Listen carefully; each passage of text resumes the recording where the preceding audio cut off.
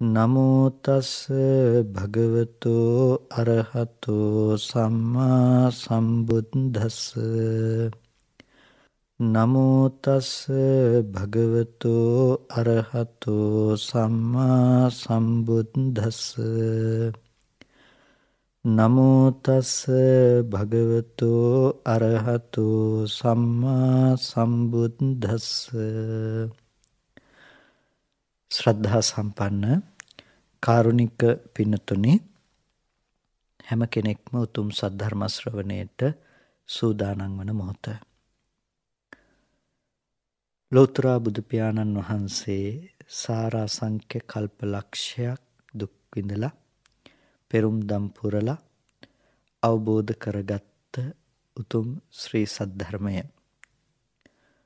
මහා සීහනාද ආදී සූත්‍ර දේශනාවන් දිහා බලනකොට අපට පෙනෙනවා සම්මා සම්බුද්ධත්වය අවබෝධ කර ගැනීම සඳහා මහ බෝධිසත්වයන් වහන්සේ ගත්ත දුක වෙහෙස පිළිබඳව. රජකුමාරයෙක්ව හිටියත් යථාර්ථය හොයාගෙන අභිනිෂ්ක්‍රමණය කළාට පස්සේ තමන්ගේ ජීවිතය මොනතරම් යථාර්ථය සෙවීම පිණිස කැප කළාද කියලා හිතනකොට ඒක හරි පුදුමාකාරයි. බුදු පියාණන් වහන්සේ සීහනාද සූත්‍රයේදී දක්වනවා ඇතැම් විටක මහා වනාන්තරවල වාසය කරපු හැටි, මහා සීතල හිම වැටෙන කාලෙදී ගතෙහි කිසිම ඇඳුමක් නොදරා ඒ සීතලේ හිටපු හැටි, ඒ සීතලේම වතුර එබුණ හැටි, ඒ වගේම මිනිස්සෙක් දකින්නට නැති කැලයෙන් කැලයට ගිහිල්ලා යථාර්ථය හොයාගෙන ගියපු හැටි, ඇතැම් අවස්ථාවක ගොම අනුභව කරමින් ඇත්ත යථාර්ථයේ හොයපු හැටි, හරිම සංවේගයක් ඇතිවෙන විදිහට මහා සීහනාද සූත්‍රයේ බලන කෙනෙකුට දකින්න පුළුවන්. පින්තුනි, මේක අපිට ටිකක් පොඩි දෙයක් හැටියට, සුළු දෙයක් හැටියට, වචන ටිකක් හැටියට හිතුණට ඒ මහෝත්තමේ ගතේ වෙහෙස පිළිබඳව හිතනකොට හරි පුදුමාකාරයි. යථාර්ථය හොයාගෙන ඇත්ත ලෝකෙ මීට වඩා ඇත්තක් තියෙන්නට ඕනි කියලා ඒ දේ වෙනුවෙන් ඒසා කැපකිරීමක් කරන්නට පුළුවන් කියලා කියන්නේ ඒ පාරමී ශක්තියෙන් අනූන සත්පුරුෂයෙකුට හැරුණුකොට වෙන කෙනෙකුට නම් ඒ දේ කරන්න පුළුවන් කමක් නැත්තේ නැහැ. එපමණ වෙහෙසක් අරගෙන ඒ වගේම ඒ ප්‍රතිපදාව අතහැරලා දාලා මධ්‍යම ප්‍රතිපදාව සේවනය කිරීම තුළින් උපදවගත්ත මේ ආර්ය ශ්‍රාංගික මාර්ග සංඛ්‍යාත ලෝකෝත්තර මාර්ගයත් ලෝකෝත්තර ඵලයත් ඇතුළත් කොටයි භාග්‍යතුන් වහන්සේ අපිට මේ ධර්මය පෙන්වා වදාළේ.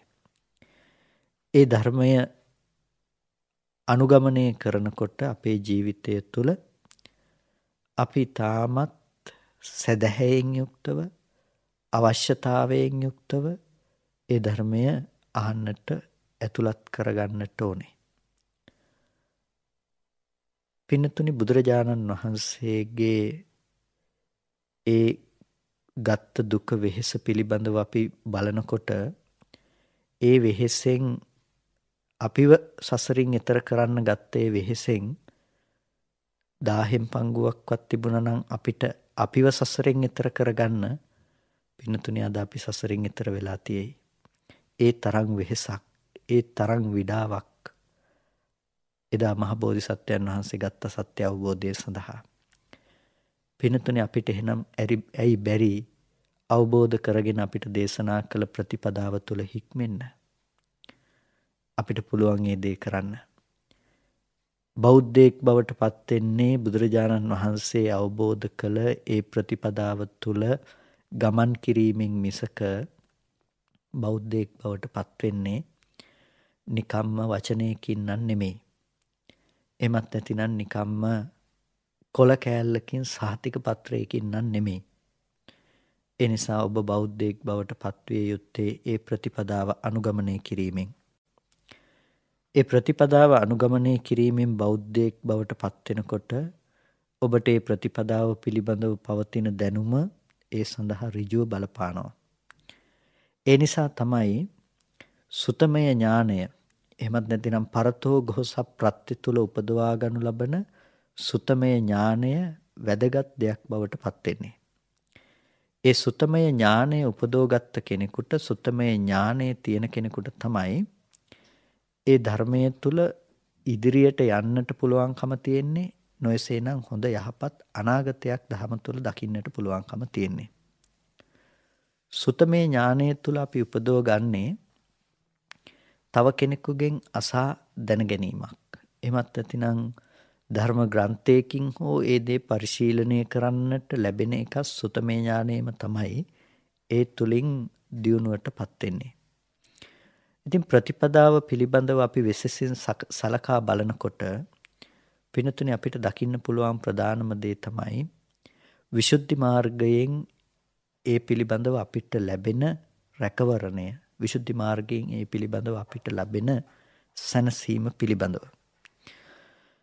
අපි මීට පෙර දේශනා කිහිපයකදීම දේශනා 4කදී විසුද්ධි මාර්ගයේ පිළිබඳව හඳුන්වලා විසුද්ධි මාර්ගයේ තුල දැක්වෙන ප්‍රතිපදාව පිළිබඳව කතා කරමින් හිටියේ.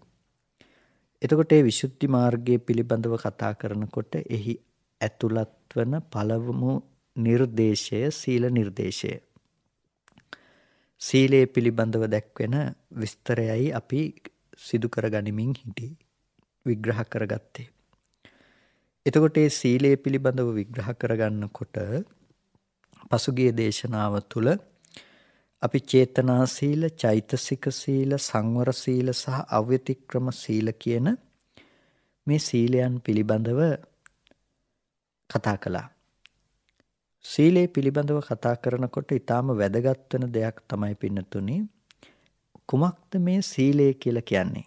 කුමන අර්ථයකින්ද සීලය කියලා කියන්නේ?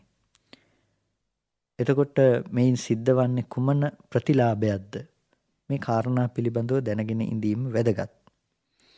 අපි පෙර දින සිහිපත් කළා වගේම යෝගවන්න විජානාති නසෝ රක්ඛති ගෝගණං එවං සීලං අජානන්තෝ කිංසෝ රක්ඛේය සංවරං කිව්වනේ. ගව ගණයා දන්නේ නැති කෙනා, ගව රංචුව පිළිබඳ අවබෝධයක් නැති ගොපල්ලා කොහොමද ගව රංචුව රකින්නේ? ඒ වගේ සීලය ගැන දන්නේ නැති කෙනා, සීලේ ප්‍රතිපදාව ගැන, සීලේ පිළිබඳ තේරුමක් දන්නේ නැති කෙනා කොහොමද මොකද්ද සීලය කියලා රකින්නේ? ඒ නිසා මේ දැනුම ඔබට ලබා දෙන්නේ ඔබ සිල්වත් පුද්ගලයෙක් බවට පත්වන්නේ කොහොමද කියන එක ගැනවත් ඔබ දැනගෙන සිටිය යුතු නිසා. බෞද්ධයෙක් වුණාම සීලය කියලා කියන්නේ පංසිල් පද පහ විතරක් නෙමෙයි, පංසිල් පද පහට එහා ගියපු, අටසිල් පද ටිකට එහා ගියපු තවත් සීලයක් තියෙනවා කියලා කතා කරන්නට, අවබෝධයක් ලබා දෙන්නට අවශ්‍ය නිසායි මේ සීලය පිළිබඳව මේ විදිහට අපි කතා කරන්නේ. සීලය කියන්නේ කුමන අර්ථයකින්ද කියලා හිතනකොට බලනකොට අපිට හම්බ වෙනවා සීලනට්ඨේන, සීලන අර්ථයෙන් තමයි සීලය කියලා කියන්නේ. සීලනය කියනකොට ප්‍රධාන වශයෙන් කොටස් දෙකක් ඔස්සේ කතා කරනවා. ඒ සමාදාන සහ උපධාරණ කියන අර්ථ දෙකක්. එතකොට සමාදාන කියලා කියන්නේ නොවිසිරී යන්නට නොදී එකතු කොට පැවැත්වීම. කුසල කර්මාදිය නොවිසිරී යන්නට, ඒ කියන්නේ විසිරී යන්නට නොදී එකතු කොට පවත්වා ගැනීමට කියනවා සමාදානය කියලා. සීලයෙන් සිද්ධ කරන දෙයක් තමයි කුසල ධර්මයන් නැවත නැවත දියුණු කිරීම. සීලයෙන් සිද්ධ කරන දෙයක් තමයි කුසල ධර්මයන් නැවත නැවත සිද්ධ කිරීම. එමත් නැතිනම් කුසල ධර්මයේ තුල සිත ඒකාග්‍රගත කොට පැවැත්වීම. අන්නේ කුසල කර්මයේ තුල හිත විසිරෙන්නට නොදී ඒකාග්‍රගත කොට පැවැත්වීමට කියනවා සමාදානයයි කියලා. ඒ වගේම කුසල ධර්මයන් නැවත නැවතත් උත්සාහවත් කොට පැවැත්වීම, කුසල ධර්මයන්ගේ හිත රැකගෙන පැවැත්වීමට කියනවා උපධාරණය කියලා. සිත කුසල ධර්මයන්හි නොවිසිරී පවතින විදිහට රැක ගැනීමත් කුසල ධර්මයන් නැවත නැවත ඇතිවීම මත රඳා පැවැත්වීමත් කියන මේ කාරණා දෙක තමයි සීලයෙන් බලාපොරොත්තු වෙන්නේ. එතකොට ඒ සීලය කියන එක ධ්‍යාන මාර්ගඵල ආදී ඒ සියලු දේට හරියට ක්ෂේත්‍රයක් වගේ වපුරන්නට තියෙන දෙයක් වගේ, මේ බීජ වපුරන්නට තියෙන දෙයක් වගේ තමයි සීලය කියන එක. ඒක ක්ෂේත්‍රය. එතකොට අනිකුත් දේවල් වපුරන්නට තියෙන්නේ මේ සීලය නැමැති කෙතේ තමයි ಗುಣ වගාව සිද්ධ කරන්නට තියෙන්නේ. ධ්‍යාන මාර්ගඵල නැමැති මේ වගා ප්‍රතිඵල අපිට ගන්නට තියෙන්නේ සීලය නැමැති කෙතේ වපුරපු දේවල්. එතකොට මේ සීලය කියන එක සීලන අර්ථයෙන් සීලනය කියන දේ සිද්ධ කරන දෙයක්. ඒක තමයි සමාදාන සහ උපධාරණ කියලා කිව්වේ. අපි කියවනේ සමාධි සංවත්තනික සීලයක් කියලා. එතකොට ඒ කුසල් සිතක හිත පවත්වනවා විසිරෙන්නට නොදී නැවත නැවත කුසල සිතුවිලි තුල හිත රඳවා පවත්වනවා. ඒකට කියනවා අපි උපධාරණය කියලා. එතකොට එකඟ කිරීමට සමාදානයත් නැවත නැවත පැවැත්වීමට උපධාරණයත් කියන මේ ප්‍රධාන හික්මවන අර්ථය තමයි සීලයෙන් සිද්ධ කරන්නේ. එනිසා හික්මවීම සංඛ්‍යාත බවකට අපි කියනවා සීලන අර්ථයෙන් සීලයයි කියලා කියනවා. එතකොට ඇතැම් විටක තවත් කෙනෙක් අදහස් කරනවා මේ ශිරස් කියන අර්ථයෙන්, එහෙමත් ඇතිනම් ශීර්ෂය මුදුන ප්‍රධාන දේ උත්තමාංගයක් කියන අර්ථයෙන්, එහෙමත් ඇතිනම් මේ ශාසනයේ තියෙන ප්‍රධානම දේ, මේ ශාසනයේ තියෙන පළවෙනියටම අපිට දකින්න තියෙන දේ, මෙන්න මේ අර්ථයෙන් සීලයයි කියලා කියනවා කියලා කෙනෙකු අදහස් කරනවා. ඒ වගේම ශීතලාර්ථයෙන් සීලය කියලා කියනවා කියලා තවත් අදහසක් තියෙනවා. එතකොට මෙන්න මේ වගේ විවිධ අර්ථයෙන් සීලය කියන දේ අර්ථ දක්වන්නට පුළුවන්කම තියෙනවා. එතකොට ඒ බඳු වූ සීලය යම්කිසි කෙනෙක් පුරනවා නම්, යම්කිසි කෙනෙක් ඇති කරගන්නවා නම් ඔහු තුල ඇති වෙන්නේ මූලික ලෙසම සමාදානය සහ උපධාරණය. ඒ කියන්නේ ඔහු තුල හිත එකඟ වීම දක්නට පුළුවන්කම තියෙනවා. නැවත නැවත කුසල චිත්තයන් ජනනය වීම සිද්ධ වෙනවා. එතකොට මේ සීලයේ රසයක් තියෙනවා. සීලයේ පච්චුපට්ඨානයක් තියෙනවා. සීලයේ පදට්ඨානයක් තියෙනවා. ඒ නිසා මේ කාරණා පිළිබඳව සීලය දැනගන්න කෙනා දැනගෙන සිටීම වැදගත් වෙනවා. සීලය පිළිබඳව මේ රස පච්චුපට්ඨාන පදට්ඨාන කියලා විස්තර කරන කාරණා පිළිබඳව තේරුම් අරගෙන ඉඳීම බොහොම ප්‍රයෝජනවත් වෙන දෙයක්. ඒ නිසා මෙබඳු කාරණාවන් ඔබට කරුණු විදිහට සමහර විට කෙනෙකුට අමතක වෙන්න පුළුවන්. නමුත් මේ කාරණා පිළිබඳව ඔබ දැනුමක් දල වශයෙන් හෝ තේවෙනවා නම් ඒක වැදගත් වෙනවා. ඒ නිසා ඔබට විවේකයෙන් මේ කරුණු පොතක පතක සඳහන් කරගන්න පුළුවන් නම් ඒකත් ඔබට උපකාරයක් වේවි.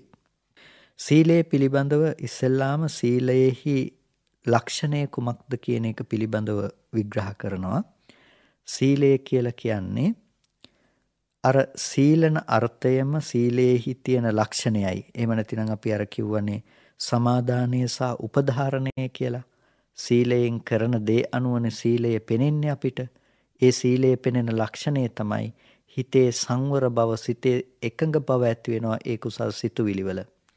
ඒ වගේම නැවත නැවත කුසල සිතුවිලි මත හිත පිහිටා සිටිනවා. එතකොට මෙන්න මේ සමාදාන සහ උපධාරණය කියන එක සීලේහි ලක්ෂණයේ බවට පත් වෙනවා. උදාහරණයක් මේ පිළිබඳව දක්වනවා. රූපය කියන එක නිල් පාට රූප, රතු පාට රූප, කහ පාට රූප, එක එක පාට රූප තියෙනවා. හැබැයි එක එක පාට එක එක රූප තිබුණට රූප කියන එකේ සනිදර්ශන බව, පෙනෙන බව එකයිනේ.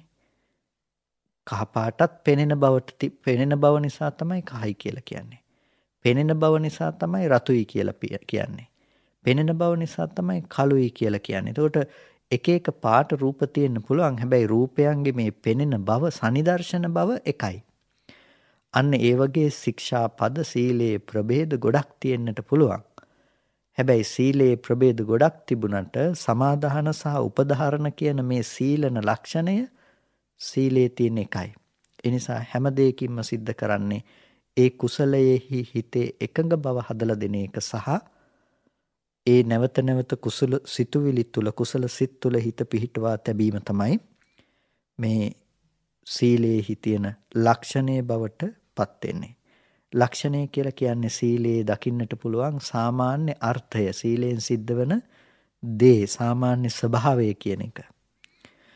එතකොට සීලේහි තියෙන රසය කියන දේ මොකද්ද? සීලයේ තියෙන රසය, එහෙමත් නැත්නම් රසය කියලා මෙතනදී කියන්නේ කෘත්‍ය. ඒ කියන්නේ රසය කියලා කියන්නේ අපි හරි රහයි කියන එක නෙමෙයි මේ. ඒ සීලයෙන් සිද්ධ වෙන කෘත්‍ය මොකද්ද? කරන වැඩේ මොකද්ද කියලා යහන්නේ.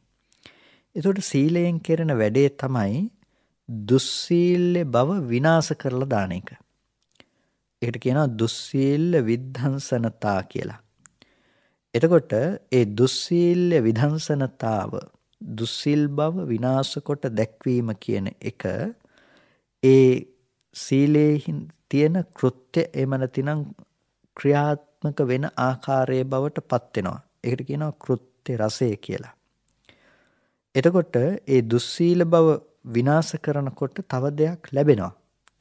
ඒකට කියනවා සම්පත්තියයි කියලා. ඒ සම්පත්තිය තමයි නිර්වද්‍ය ගුණ පැවැත්ම. එතකොට රසය කියනකොට එහෙමත් නැතිනම් සීලයෙන් කරන කෘත්‍ය වැඩේ ප්‍රධාන වශයෙන් කොටස් දෙකකට බෙදනවා. ඒ තමයි කෘත්‍ය රස සහ සම්පත්ති රස කියලා. එතකොට දුසිල් බව විනාශ කිරීම තමයි ඒකේ තියෙන කෘත්‍ය කියන දේ. කෙරෙන දේ තමයි දුසිල් බව විනාශ කිරීම. එතකොට සම්පත්ති රසය කියලා කියන්නේ එයින් අපිට ලැබෙන දේ තමයි නිර්වද්‍ය ගුණ.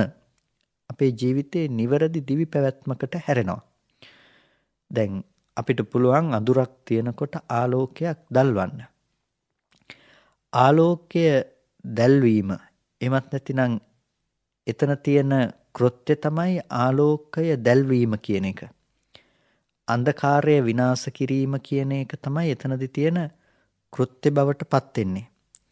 එතකොට කෘත්‍ය අන්ධකාරය විනාශ කිරීම කියන දේ කෘත්‍ය බවට පත් වෙනකොට ආලෝකයේහි ලැබීම කියන දේ සම්පත්තිය බවට පත් වෙලා තියෙනවා. ඒ වගේ අන්ධකාරය පහනක් පත්තු කරනකොට පහන පත්තු කිරීමෙන් අන්ධකාරයේ විනාශ වීම ඒකේ කෘත්‍ය, ආලෝකයේ ලැබීම සම්පත්තියයි කිව්වා වගේම තමයි සීලය තුල දුසිල් බව විනාශ කිරීම කියන එක තමයි කෘත්‍ය. එතකොට දුසිල් බව නැති වෙනකොට හොඳ ගතිගුණ ටිකක් ඇති වෙනවා, සිල්වත් ගතිගුණ. ඒකට කියනවා අනවජ්‍යතාදී ගුණ කියලා. ඒ අනවජ්‍යතාදී ගුණයන් සම්පත්ති රසය ලෙස හඳුන්වනවා. එතකොට මේ සීලයේ තියෙන රසය මොකද්ද කියලා කෙනෙක් අහුවොත් ඔබ දැනගෙන ඉන්නට ඕනේ සීලයෙන් සිද්ධ කෙරෙන්නේ අර දුසිල් බව ඉවත් කිරීම සහ හොඳ ගතිගුණ, නිර්වද්‍ය ගති, වැරදි නැති ගති ඇති කරලීම තමයි සීලයෙන් සිද්ධ කෙරෙන ඒ රසය එහෙම නැතිනම් කාර්යව්‍ය බවට පත් වෙන්නේ කියලා. එතකොට පච්චුපට්ඨානය සීලය පිළිබඳව කෙනෙකුට වටහා ගන්නට වන්නේ කොහොමද?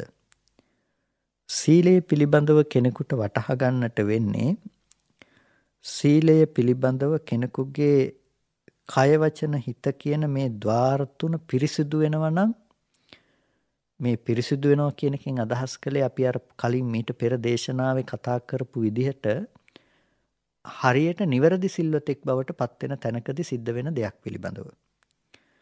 එතකොට මේ කය වචන හිත කියන මේ ත්‍රිවිධ ద్వාරයේ පාරිශුද්ධ භාවය තමයි මෙතනදී අපිට වැදගත්ම දේ බවට පත් වෙන්නේ.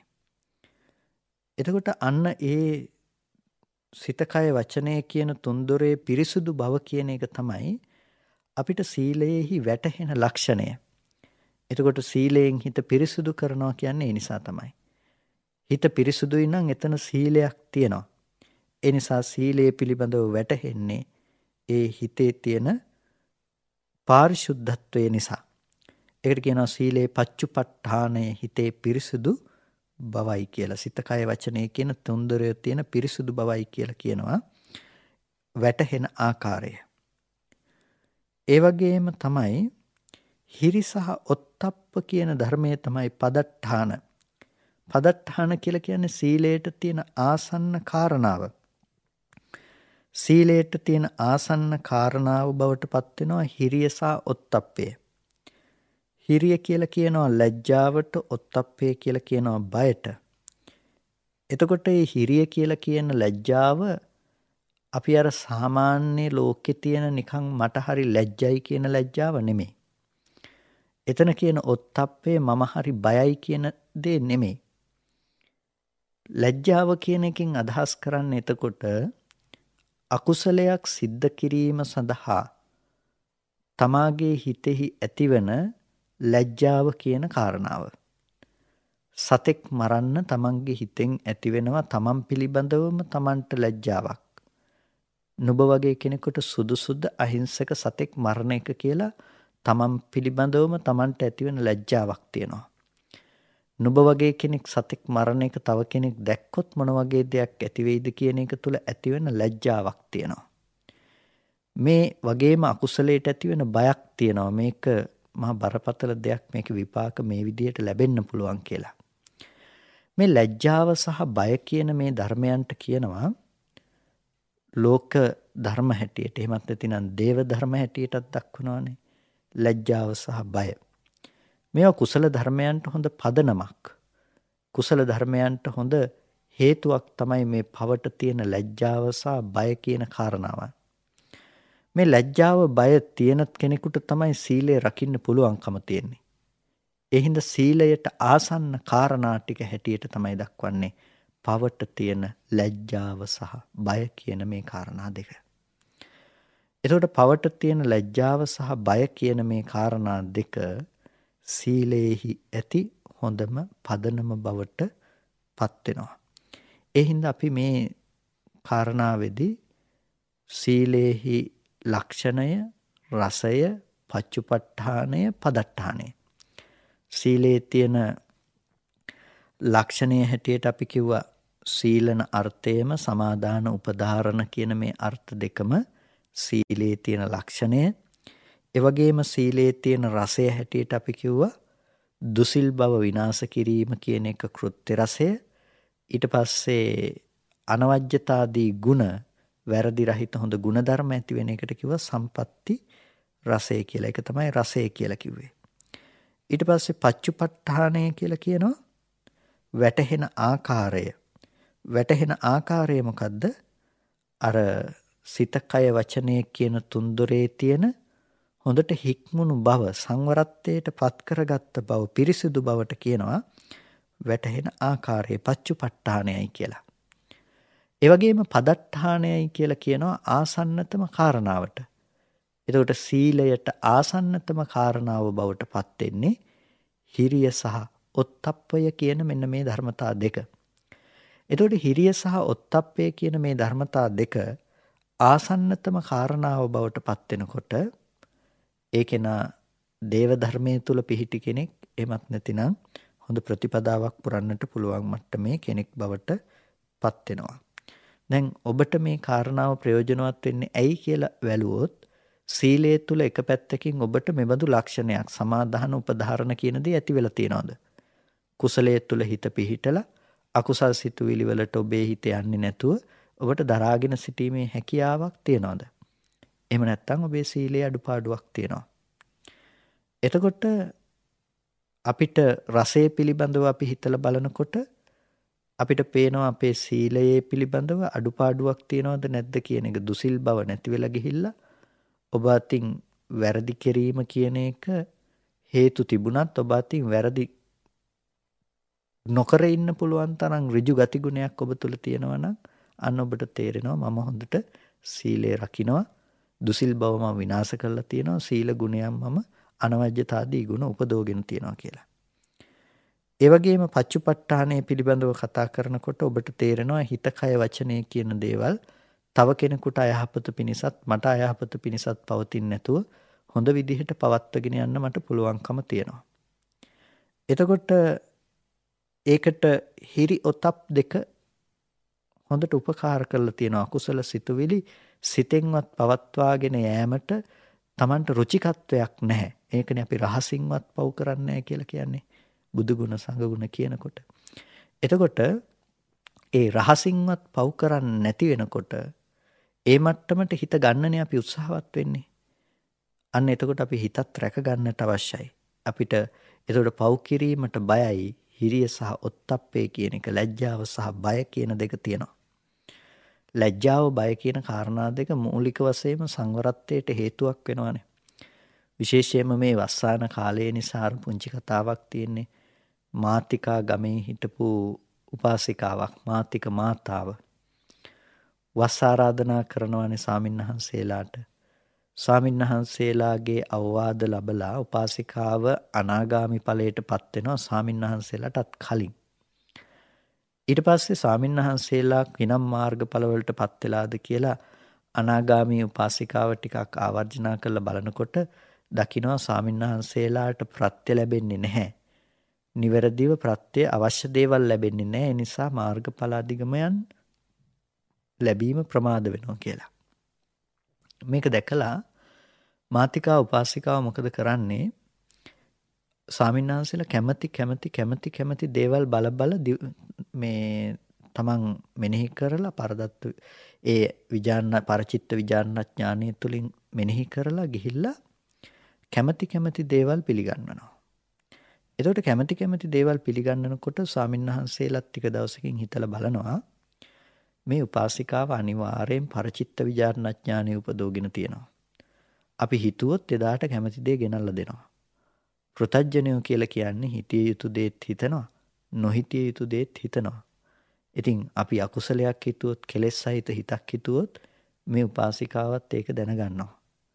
ඒ නිසා කෙලෙස් සහිත හිතක් නම් හිතන්න හොඳ නැහැ කියලා හාමුදුරු කෙලෙස් සහිත සිතක් හිතීමේ ලැජ්ජාව නිසාම හාමුදුරු කෙලෙස් සහිත සිතක හැසිරෙන්නේ නැතුව එබඳු සිතක්වත් නූපදවා බොහොම වීරිය වැඩුවා තමන්ගේ හිත රැක ගන්න. ඊටාම ඉක්මනින් අරිහත්ත්වයටපත් වුණා.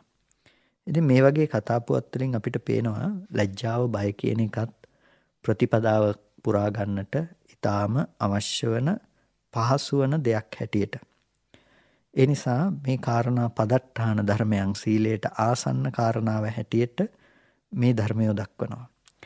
ඉතින් මේ විදිහට යම් කිසි කෙනෙක් සිල්වත් වෙනකොට ඒ සිල්වත් වෙන කෙනාට ලබන්නට පුළුවන්කම තියනවා සීලයෙන් ලැබෙන ආනිසංස ධර්ම. සිල්වතෙකුට සිල්වත් වීම නිසා ලැබෙන ආනිසංස ධර්ම. එයින් බොහෝ ආනිසංස ධර්මයන් ජීවත් වෙනකොට ලබන්න පුළුවන් ආනිසංස ධර්මයක්. එතකොට බුදුරජාණන් වහන්සේ දේශනා කරනවා සීලයන් පිළිබඳව දේශනා කරනකොට මේ පංචමේ ගහපතයෝ ආනිසංසා සීලවතෝ සීල සම්පදාය. ඒ සීල සම්පදාය නිසා ගෘහපතීනි මේ ආනිසංස පහක් සිල්වතෙකුට ලැබෙනවා. මොනවද? මහන්තම් භෝගක්ඛන්දා අධිගච්ඡති. එතකොට මේ මහත් වූ භෝගස්කන්ධයක් ලබනවා යම් කිසි කෙනෙක් සිල්වතෙක් බවට පත් වෙනකොට. එතකොට සිල්වතාට පුළුවන්කම තියනවා මහත් වූ භෝගස්කන්ධයක් ලබන්නට, ඒ භෝගස්කන්ධයක් පරිහරණය කරන්නට. ඒක සීලයෙන් ලැබෙන ආනිසංසයක්. ඒ වගේම තමයි මේ කල්යාණ කීර්ති ශබ්දයක් උස්ස නැගෙනවා සිල්වතෙක් පිළිබඳව. ඔහු හරි හොඳ කෙනෙක්. ඔහු හොඳ ගතිගුණයන්ගෙන් යුක්ත කෙනෙක්. ඇසුරු කළ හැකි මනුස්සයෙක්. විශ්වාස කළ හැකි මනුස්සයෙක්. මේ විදිහේ කල්යාණ කීර්ති ශබ්දයක් සමාජය තුළ නැගෙනවා සිල්වතා පිළිබඳව. ඒ වගේම අවිප්පටිසාරී ගුණයක් ඔහු තුළ තියෙනවා. අවිප්පටිසාරී කියලා කියන්නේ විපලිසර වෙන ගතියක් ඔහු තුළ ඇත්තේ නැහැ. මොන තැනකට මොන සභාවකට ගියත් පැකිලෙන්නේ නැතුව, මොකද Tamanට වහන්නට දෙයක් නැති නිසා නොපැකිලී පිළිතුරු දීමේ හැකියාවක් තියෙනවා සිල්වත් කෙනාට, සිල්වත් පුද්ගලයාට. එනිසා මේ අවිප්පටිසාරී ගුණය ජීවිතය තුළ ලැබෙන හොඳ සැනසිලිදායක තත්ත්වයක්. අර කෙනාට මේක දැනිලද දන්නේ නැහැ, මේ කෙනාට මේක දැනිලද දන්නේ නැහැ කියලා බයට පත්වන්නට හේතු ඇත්තේ නැහැ. ඒ වගේම තමයි අපි දකිනවා සමාජය තුළ සමහර වෙලාවට යම් මට්ටමකින් හොඳට ජීවත් වුණා කියන අය අවසාන කාලයේදී බොහොම සිහි මුලාවටපත් වෙලා කලුරිය කරනවා. අර කරපු දේවල් වලින්වත් ඉදිරිපත් වීමට හේතුවක් උනේ නැහැ මේ දේවල්. ඒකට හේතුව සීලේහි තියෙන මදකම. සීලේ පිළිබඳව හොඳ උවමනාවෙන් සීල සංවරයටපත් වෙච්ච කෙනාට ලැබෙන ආනිසංසයක් තමයි අසම්මූಢව ලබන කාලක්‍රියා කිරීම. සිහි මුලාවකින් තොරව මැරෙන එකවත් හිතේ සැනසෙල්ලෙන් මැරෙන්න පුළුවන්කම තියෙනවා. දුස්සීලයට එහෙම මැරෙන්න පුළුවන් කමක් නැත්තේ නෑ. ඔහුට තමන් කරපු කියපු දේවල් ඒ දේවල් සිහිපත් වෙන්න ගන්නවා. සිහි මුලාවෙන් තමයි ඔහුට මරණයටපත් වෙන්න සිද්ධ වෙන්නේ. සමහර විටක ගති නිමිති පහළ වෙන්න පටන් ගන්නවා. එතකොට මේ ජීවත් වෙනකොටම ඔහු අපායේ ජීවත් වෙන කෙනෙක් බවට නිකම්මපත් වෙනවා. සිහි මුලාවටපත් වෙනවා තමා තුළ සීලය නැති වුණොත්. මරණාසන්න මොහොතදී කෙනෙකු සාමාන්‍යයෙන් ඊටාම අසරණ බවට පත් වෙන අවස්ථාවක් නේ. කාටවත් ඒ දේ බෙදා ගන්න පුළුවන් කමක් නැත්තේ නේ. කාටවත් ඒක නතර කරන්න පුළුවන් කමක් නැත්තේත් නැහැ. තමන් මරණයටපත් වෙනවා කියලා තමන් හොඳටම දන්නවා. එබඳු දැනගන්න වෙලාවකට නුවණ නැති මිනිස්සෙකුට තමන්ට අතහැරෙන වස්තු අතහැරෙන දේවල් ඒ වගේම තමන් ඉන්නකොට කරපු කියපු දේවල් අනුව තැවෙන්නට සිද්ධ වෙන එක අනිවාර්යයෙන්ම සිද්ධ වෙනවා.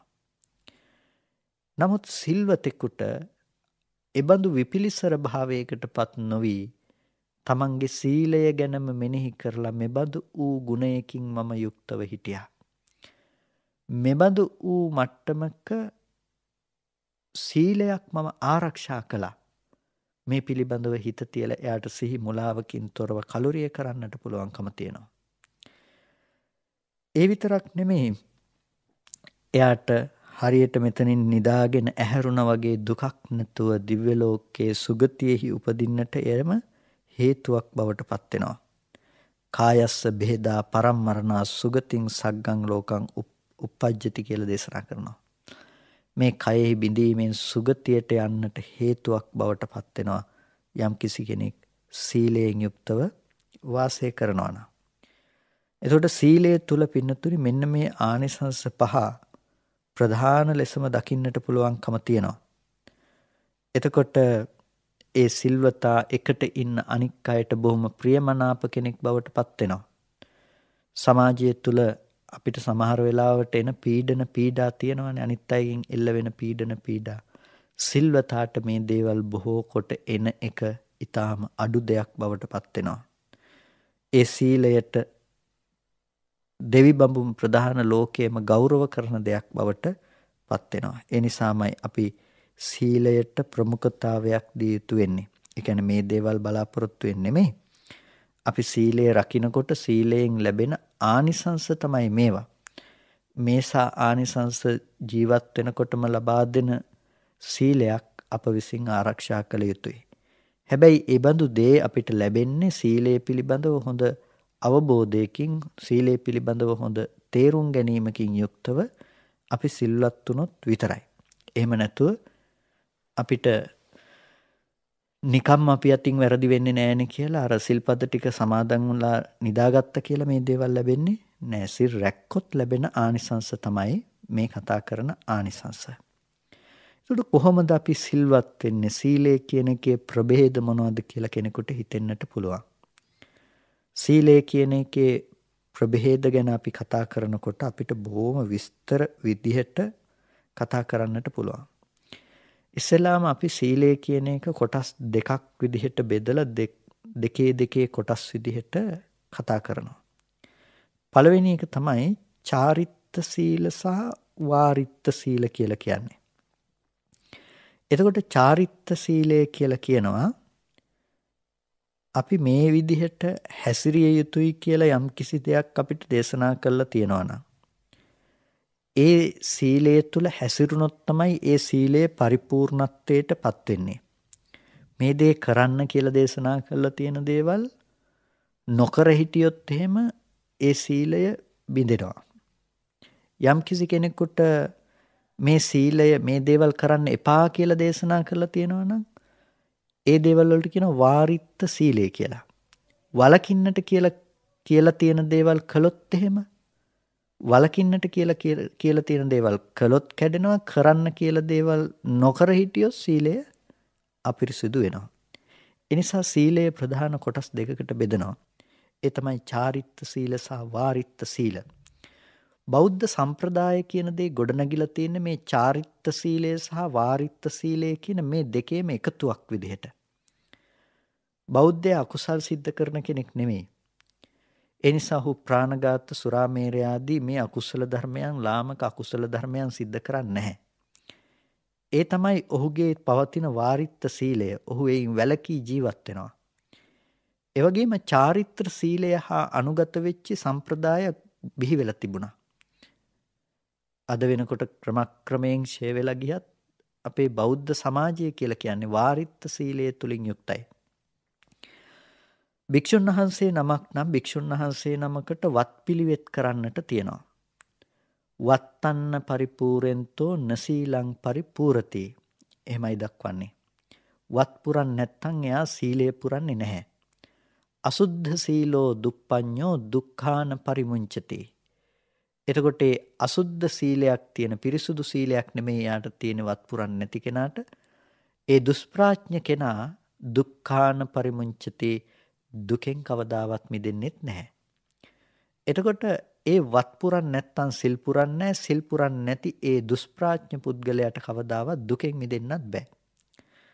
ඒ නිසා භික්ෂුන් වහන්සේ නමක් නම් භික්ෂුන් වහන්සේ විසින් සිද්ධ කළ යුතු වතක් තියෙනවා. වත්ත කියලා කියන්නේ සංස්කෘතෙන් අපි කියන වෘත්ත කියලා.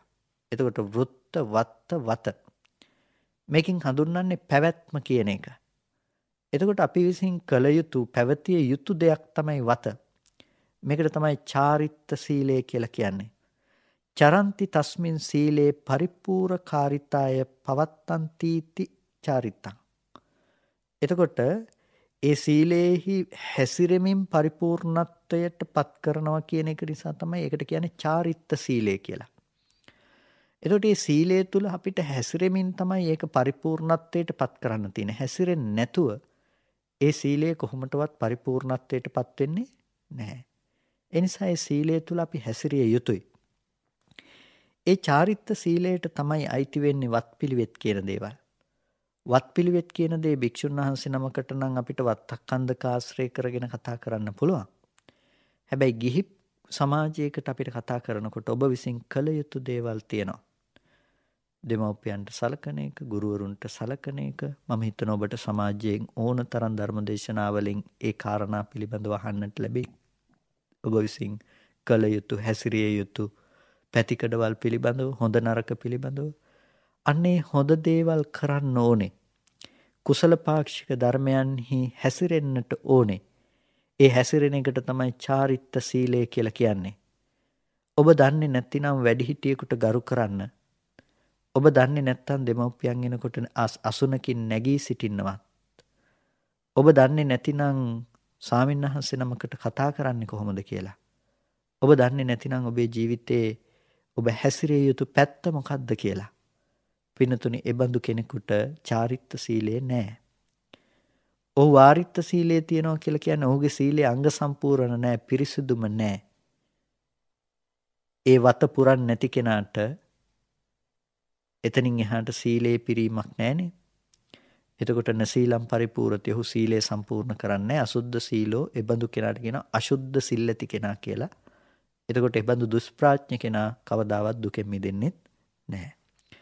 එනිසා අපි මුලින්ම කියවනේ මේ චරිත නානත්වය අනුව අපි කතා කරන දෙයක් කියලා. ඒකට මේ චරිත නානත්වය අනුව කතා කරන දේ බවට පත් වෙනකොට මේ අපි ඤෙය්‍ය පුද්ගලයන්ට අවශ්‍ය කරුණු කාරණා සමූහයක් තියෙන. ඔබට සීලය පුරන්නට ඕනේ, සීලය පුරුදු කරන්නට ඕනේ. පාරමිතා පිරෙන්නට ඕනේ කියලා කියන්නේ ඒකයි. ඔබට මේ සීලාදී ගුණධර්ම හොඳට ප්‍රගුණව තියෙන්නට අවශ්‍ය වෙනවා. ඒ නිසා ඔබ ප්‍රගුණ කළ යුතු වෙනවා අද දවසේදී. ඒ විදිහට චාරිත්ත සීලය තුල ඔබ හැසිරෙනකොට, වාරිත්ත සීලයන්ගෙන් වැළකෙනකොට, ඒ චාරිත්ත සහ වාරිත්ත කියන දෙආකාර සීලයකින් යුක්ත ඔබට අර කියන විදිහේ ශ්‍රද්ධාව අනුව හික්මෙන ඒ කෙනාට දුකෙන් මිදීමට අවශ්‍ය කරුණු ටික උපදව ගන්නට පුළුවන්කම තියෙනවා. එතකොට වලකින බවට පවතින දේ වාරිත්ත සීලය ශ්‍රද්ධාවෙන්ම රකින්න ඕන දෙයක්. බුදුරජාණන් වහන්සේ පිළිබඳව ශ්‍රද්ධාවෙන් තමයි මේ අපි ශික්ෂාපද රකින්නේ. ඒ ශ්‍රද්ධාව නැති කෙනෙක් ශික්ෂාපද රකින්න පුළුවන් කමක් නැහැ. ඒ නිසා වාරිත්ත සීලය රකින්න ඔහුට ශ්‍රද්ධාව කියන දේ පිහිටා සිටිනවා. ශ්‍රද්ධාවෙන් තමයි වාරිත්ත සීලය සම්පූර්ණ වෙන්නේ. ඒ වගේම චාරිත්ත සීලය ශ්‍රද්ධාවෙන් සම්පූර්ණ වෙන දෙයක්. ඒ කියන්නේ එය හැසිරෙන්නට තියෙන සීලය ශ්‍රද්ධාවෙන්මයි කරන්නට තියෙන්නේ. වාරිත්ත සීලයට වීරියත් යම් පමණකට අවශ්‍ය වෙනවා. යම් කිසි දෙයකින් වළකිනකොට වාරිත්ත සීලය කියන එකට එයා ශ්‍රද්ධාවෙන් වළකිනවා වුණාට ඒ සඳහා ඔහුට වීරිය කරන්නට වෙනවා. ඒකනේ අපි චේතනා සීල, චෛතසික සීල ආදී තුල කතා කළේ. ඔහුට උත්සාහවත් වෙන්න වෙනවා. හිත ඒ සඳහා මෙහෙයවන්නට අවශ්‍යයි. සංවරත්වයට පමුණව ගැනීම සඳහා. ඒකට එතනදී ප්‍රධාන වෙන්නේ ශ්‍රද්ධාව වගේම වීරියත් එතනදී මූලිකත්වයක් ගන්නවා. හැබැයි මෙතනදී චාරිත්ත සීලයේදී වීරියත් අවශ්‍ය වෙන්නේ යම් පමණකට. නමුත් ශ්‍රද්ධාව තමයි පෙරටුව යන ප්‍රධානම දේ බවට පත් වෙන්නේ. මූලික ලෙසම චාරිත්ත සහ වාරිත්ත කියන මේ සිල් දෙකොටසට අවශ්‍ය දේ තමයි ශ්‍රද්ධාව කියන මේ ගතිය. ශ්‍රද්ධාව නැතිනම් ඔහුට සිල්වතෙක් වන්නට පුළුවන් කමක් නැහැ. ඒ නිසා ශ්‍රද්ධාව කියන දේ මූලික ලෙසම පිළිටා තියෙන්නට ඕනේ. බුදුරජාණන් වහන්සේ පිළිබඳව පවත්නා ඒ ශ්‍රද්ධාවෙන් යුතු කෙනෙකුට තමයි මේ සීලය අංග සම්පූර්ණව පූර්ණේ කර ගැනීමේ හැකියාවක් තියෙන්නේ. ඊට පස්සේ නැවත අපිට ලැබෙනවා සීලය තවත් ආකාරයන්ගෙන් සාකච්ඡා කරනවා. තවත් කොටස් දෙකකට බෙදලා. ඒ තමයි ආභිසමාචාරික සීලය සහ ආදි බ්‍රහ්මචර්යයක සීලය. අභිසමාචාර කියලා කියන්නේ උතුම් හැසිරීමට. ඒ අභිසමාචාර කියන එකම තමයි ආභිසමාචාරික කියලා කියන්නේ අභිසමාචාරයට අයිති කියන අර්ථයෙන්. එතකොට ඒ අභිසමාචාරය එහෙමත් නැතිනම් උතුම් හැසිරීමට අයත් සීලය කියන එකෙන් සෝවාන් ආදී මාර්ගඵල පිළිබඳවයි හඳුන්වන්නේ. සෝවාන් සකෘදාගාමි මාර්ගඵල ලැබීම සඳහා හේතු වන යම් සීලයක් තියෙනවා නම් ඒ සීලයට කියනවා ආභිසමාචාරික සීලය කියලා. එතකොට ඒ සෝවාන් ආදී මාර්ගඵල ලබා ගැනීමට හේතු වන ආජීවට්ටමකාදී සීලයන්, ඒ කියන්නේ උතුම් වූ හැසිරීමට හේතු වන ඒ සීලයන්ට ආභිසමාචාරික සීලය කියලා කියනවා. එතකොට සෝවාන් ආදී මාර්ගඵලවලට පෙරටු වෙන සීලය පිළිබඳව අපි කියනවා ආභිසමාචාරික සීලය කියලා. එතකොට ඒ සෝවාන් ආදී මාර්ගඵලවලට පෙරටුව යන ශික්ෂාපදයන් හැටියට දක්වනකොට උපසම්පදා භික්ෂුන් වහන්සේලාගේ පැත්තෙන් නම් කුද්දකානුකුද්දක ශික්ෂාවන්, එහෙමත් නැතිනම් කන්දක විභංග ආදීෙහි දක්නට ලැබෙන ශික්ෂාපද පිළිබඳව තමයි කතා කරන්නේ. එතකොට ඒ උතුම් හැසිරීමට අයිති ආභිසමාචාරික සීලයට අයිති ගිහි පින්නතුන්ගේ සීලයේ පැත්තෙන් අපි හිතලා බලනවා නම් අර පංචශීල ප්‍රතිපදාවන් ආදී සියලුම දේවල් ආභිසමාචාරික සීලයට අයිති දේවල්. එතකොට මේ ආභිසමාචාරික සීලය තුලින් සිද්ධ වෙන දේ තමයි අර සෝවාන් සකුදාගාමි අනාගාමි ආදී මාර්ගඵල උපදවා ගන්නට අවශ්‍ය මූලික පරිසරය, මාර්ගයේ උපදවන්නට අවශ්‍ය උතුම් හැසිරීමක් බවට තමන්ගේ ජීවිතය පත් කරන එක. එතකොට ඒ උතුම් හැසිරීම අර මාර්ගඵල අධිගම සඳහා පනවන ලද ඒ සීලය ආභිසමාචාරික සීලයයි කියලා හඳුන්වනවා. එතකොට මොකද්ද ආදි බ්‍රහ්මචර්යයක සීලය කියලා කියන්නේ? ආදි බ්‍රහ්මචර්යයක සීලය කියන එකෙන් අදහස් කරන්නේ ඒ බ්‍රහ්මචර්යාවට පෙරටුව සිටින සීලය කියන අර්ථයෙන්. එතකොට මේ බ්‍රහ්මචර්යාවට පෙරටුව සිටිනවා කියන එකේ දැන් අර ආභිසමාචාරික කියන එකේ වෙනස මොකද්ද? ආවි සමාචාරික සීලය තමයි පින්නතුනේ කෙනෙකු මුල ඉඳලා පුරන්නට පටන් ගන්න තැන.